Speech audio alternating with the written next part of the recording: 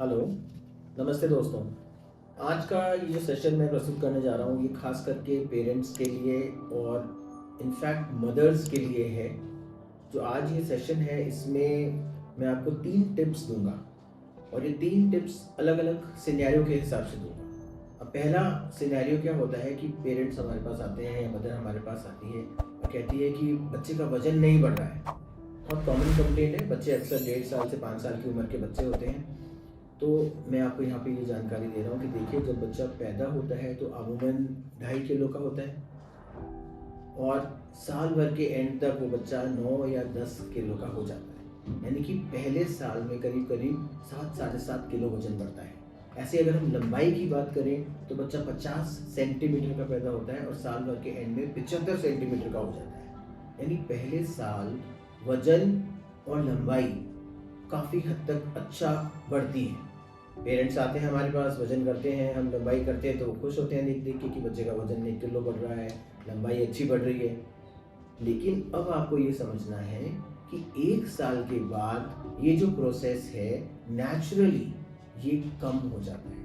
यानी कि second year में बच्चे का वज़न केवल 2 ढाई किलो ही बढ़ेगा। जो बच्चा 10 साल का 10 किलो का था, वो 12 किलो के करीब पहुँच जाएगा। तीसरे साल में फिर वही वज़न 2 से 3 किलो ही बढ़ेगा। सेम रिपीटेशन चौथे साल में होगी नॉर्मल केसेस में और सेम रिपीटेशन 5वें साल में होगी। यानी कि 5 साल के बच्चे का अमूमन वजन हम बात करें तो 18 से 20 किलो होगा। यानी जो बच्चा 2.5 किलो का पैदा हुआ था, जो साल भर में 10 किलो का हो गया था, वो अगले 4 साल लगाएगा कि वो 20 किलो का हो। तो ये एक स्वाभाविक नेचुरल प्रोसेस के तहत हो रहा है। तो ये पेरेंट्स को समझना है कि ग्रोथ जो फर्स्ट ईयर में सबसे ज़्यादा थी अब उतनी ज़्यादा ग्रोथ नहीं रहती। और पेरेंट्स के मन में, माँओं के मन में भ्रांति हो जाती है कि पहले तो वजन अच्छा बढ़ रहा था, अब नहीं बढ़ रहा है। तो अगर फिर भी मन में शंका है तो हम ग्रोथ चार्ट आपके डॉक्टर के पास मिलते हैं जिस पे लंबाई, वजन और सिर की गोलाई का वो माप मेजर करते हैं और पॉइंट करते हैं, जिससे हमें पता चलता है कि हमारा बच्चा उम्र के हिसाब से सही विकास कर रहा है कि नहीं। नंबर 2 क्वेरी जो अक्सर मुझे पेशेंट्स की तरफ से आती है कि बच्चे को भूख नहीं लग रही। अब बच्चा कुछ खाता नहीं है। देखिए बच्चे के पेट का साइज बच्चे की मुट्ठी के जितना होता है। मतलब ये जो साइज है इतना ही उसके पेट का साइज है। अगर मैं पूछूं कि बच्चा चॉकलेट खाता है, चॉकलेट तो साहब दिन भर खाता है। बिस्किट्स खाता है, सर बिस्किट तो 2-3 पैकेट खा जाते हैं। तो बच्चे का पेट का साइज तो वही है। बच्चा ये जो सारे फूड्स खा रहा है जिसको हम ऑल्टरनेटिव फूड्स कहते हैं या बैकअप फूड्स कहते हैं, मतलब नॉर्मल खाने की जगह, न्यूट्रिएंट खाने की जगह वो अपना पेट चॉकलेट्स, चिप्स, कुरकुरे और बिस्किट से भर रहा है। और जब रोटी खाने की बारी आती है तो रोटी खाता नहीं है।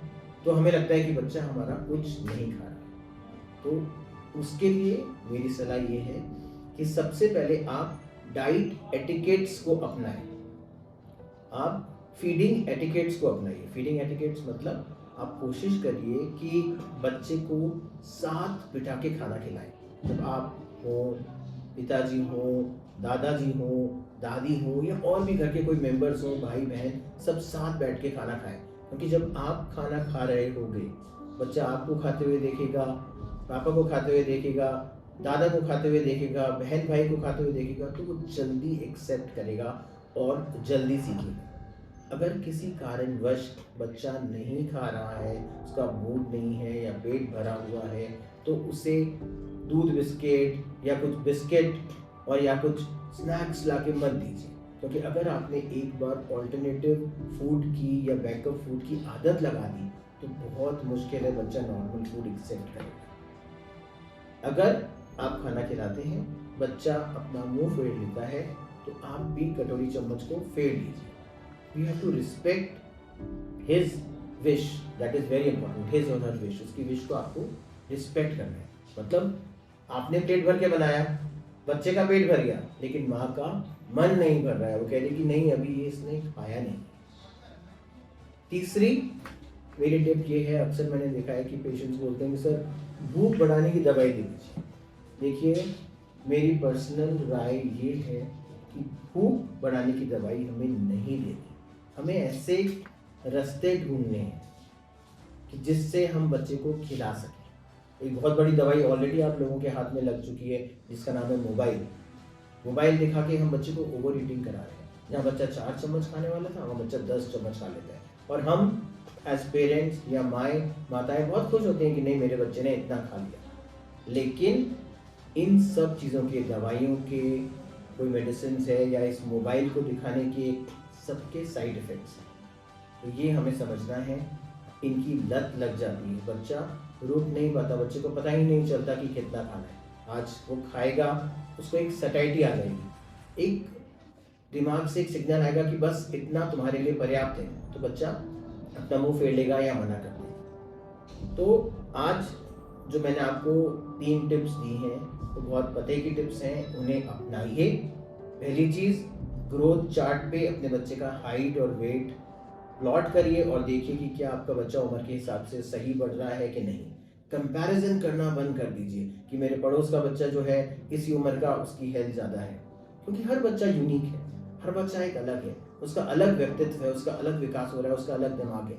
अगर वो इस ग्रोथ चार्ट में रेंज पे आ रहा है तो आपको घबराने की ज़रूरत नहीं। दूसरा कि बच्चा कुछ नहीं खा रहा है तो नोट करिए कि क्या बच्चा उसके लिए ऑल्टरनेटिव फूड खा रहा है, तो उस ऑल्टरनेटिव फूड को आप डाइट से हटा दें। जैसे कि बिस्किट, चिप्स, कुरकुरे, ये कम से कम कर दीजिए।